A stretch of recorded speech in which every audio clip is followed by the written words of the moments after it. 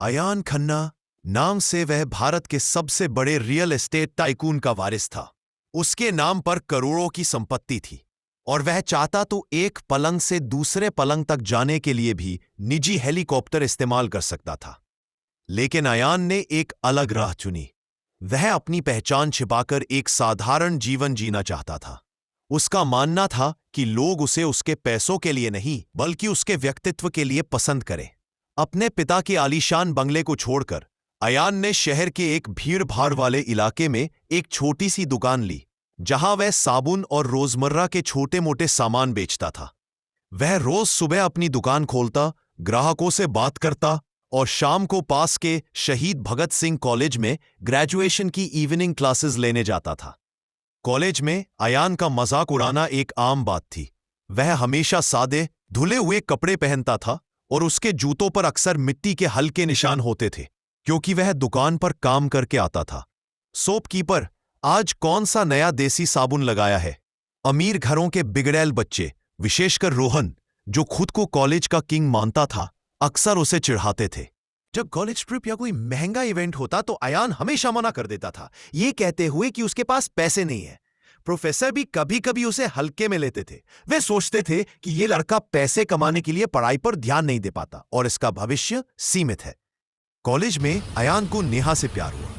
नेहा खूबसूरत, समझदार थी और शुरुआत में उसने अयान की सादगी को पसंद किया।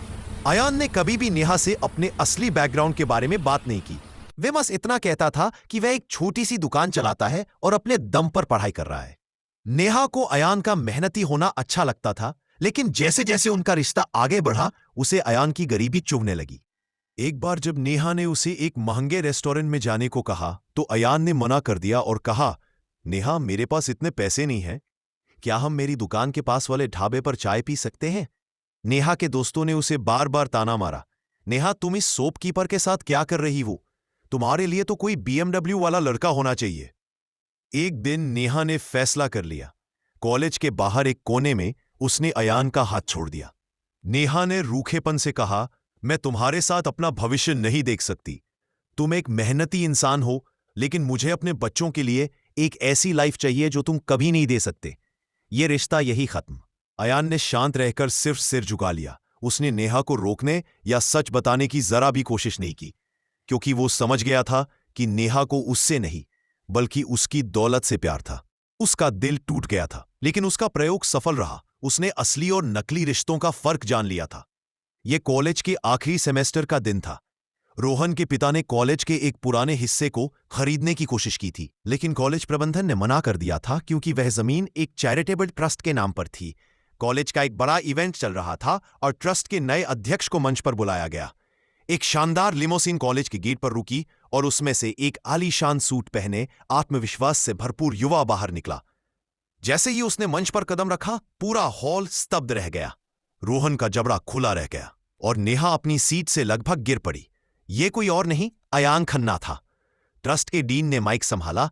देवियों और सज्जनों, मैं आपको अपने नए ट्रस्ट अध्यक्ष mister Ayan Khanna, Khanna group of industries के CEO से मिलवाना चाहता हूं। इनकी कंपनी ने अभी अभी कॉलेज को 50 करोड़ का एक अज्ञात डोनेशन दिया है, जिससे यह विंग बन पाया है। अयान ने माइक लिया। उसकी आंखें सीधे रोहन और नेहा पर टिकी थीं। नमस्ते, अयान की आवाज गूंजी। आप मुझे एक शॉपकीपर के नाम से जानते थे। पिछले 1 साल से मैं अपनी जिंदगी जी नहीं रहा था। मैं उसे समझ रहा था। मैं जानना चाहता था कि जब आपके पास नाम, पैसा और रुतबा ना हो, तब दुनिया आपके साथ कैसा व्यवहार करती है। रोहन और उसके दोस्त सिर झुकाए खड़े थे। उन्हें समझ नहीं आ रहा था कि वे जिस गरीब लड़के का मजाक उड़ा रहे थे, वो असल में उनका भविष्य भी खरीद सकता था। अयान की नजर नेहा पर पड़ी, जो अब आंसू भरी आंखों से उसे देख रही थी, शर्म और अफसोस के आंसू।